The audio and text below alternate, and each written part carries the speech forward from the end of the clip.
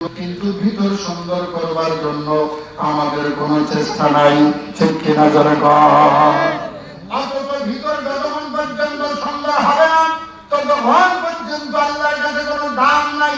চেহারার সুন্দরের কোনো দাম নাই, যার ভিতর সুন্দর আল্লাহর কাছে তার দাম, চেহারা সুন্দরের কোনো দাম নাই। আল্লাহর কাছে কালো হোক, ন্যাংরা হোক, হাত নাই, পা নাই, চোখ নাই, চেহারার কোনো দাম নাই। আল্লাহর কাছে বান্দার দিল, যেই বান্দার দিল যত ভালো আল্লাহর কাছে ওই বান্দার দাম তত বেশি।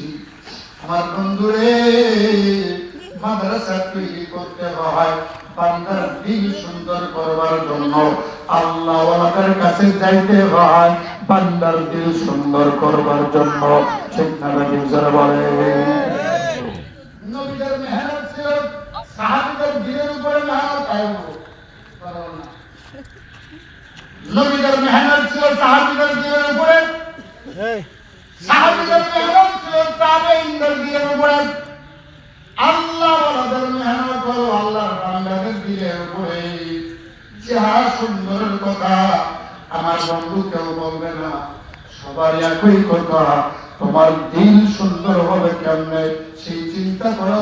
দিল যদি সুন্দর করতে পারো আল্লাহর দরবারে তুমি কামি। রব্বুল আলামিনের জন্য ডাক দিয়া বলেন, ইয়াউমা লা ইয়ানফাউ মালুন ওয়ালা বানুন ইল্লা মান আতাল্লাহা বিকলবিন সালিম। আল্লাহু আকবার। আমার বন্ধুরা, আল্লাহ শোনেন, রব্বুল আলামিন বান্দার দিল সুন্দর করবার জন্য বললেন, কিয়ামতের মাঠে সন্তান কোনো কাজ দিবে না, সম্পদ কোনো কাজে আসবে না। কিয়ামতের মাঠে সম্পদ যাতে বাঁচতে পারবেন না, সন্তানের বড়াই থেকে আপনি বাঁচতে পারবেন না। রব্বুল আলামিন বলেন, বান্দারে তোমার দিলটা ভালো দিল তুমি নিয়ে আসো, আমি আল্লাহর দরবারে, আমি আল্লাহ তোমার কোন চেহারা দেখবো না, তোমার অন্তর দেখিয়া যার যেমন অন্তর ভালো হোক আমি আল্লাহর কাছে ওই রকম অন্তর দেখিয়া ভালো জান্নাতের মালিক বানায় দেব।